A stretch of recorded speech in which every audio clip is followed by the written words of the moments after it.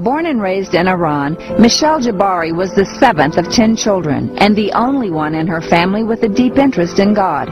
Even so, her religion taught her to fear Him. It's like a monster sitting with the stick in his head, and he's waiting for you to move and to do something wrong. There you go, punishment comes. So anything you do out of fear. Even prayer, I was praying because I had to pray.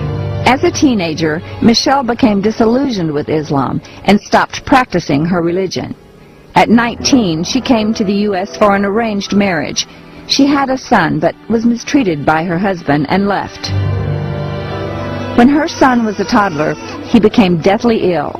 Alone and without money, a job or insurance, Michelle had nowhere to turn except back to her Islamic faith. I knew he's going to die that day for some reason.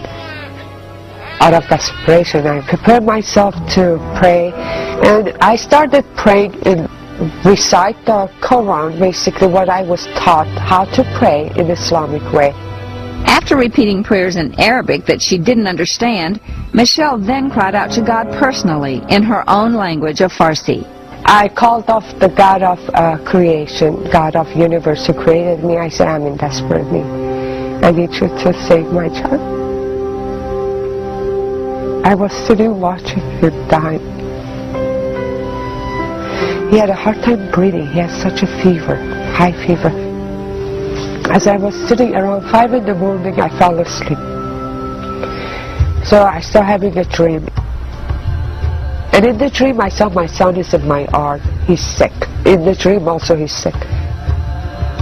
And in my arm, as I was watching him, I was looking for some place to get help. Anybody, and nothing. There was nothing. It was a sandy hill, like you see the desert. And he died in my arm. And when he died, my whole being cried out in Jesus' name, which I never been taught. I never thought about Jesus. So as I cried out to His name, I'm screaming in His name. I saw a man with the long robe, long hair, beautiful old man.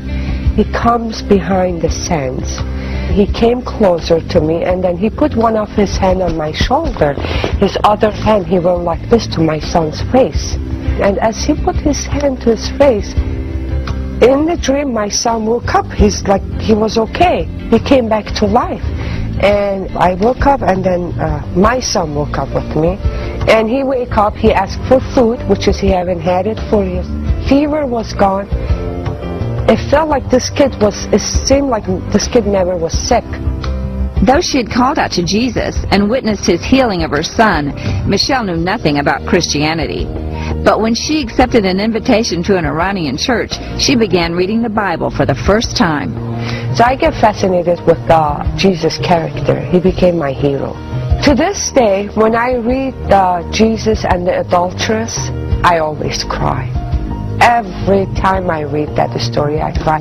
It's so amazing. This man's supposed to be a prophet of God, religious man, and yet how he treats the adulteress and knowing how he loves women. When a friend shared the gospel with her, Michelle was overjoyed. I said, this is too good to be true. I thought I could be Christian, but I still have to work my way to heaven, to God. I said, how can that possible? So we prayed a lot, and she explained more in deep. And as I said, I was rejoicing. This was too good to be true. I never heard such a thing. So who could reject that? He paid it all, take it. Since accepting Christ, like Mary Magdalene, Michelle is living a transformed life. I'm trying to reach out to Muslims because I know where I was before, the darkness. And there's no hope in there. There is depression in that religion. There's no hope. And I know when you come to know the Lord, we're not free from troubles in life, but there is a joy the world cannot give us, and the joy in the Lord. So I know I've been transformed because of the life I'm living and the desires I have to share this God with others, to say, come and taste the loving God.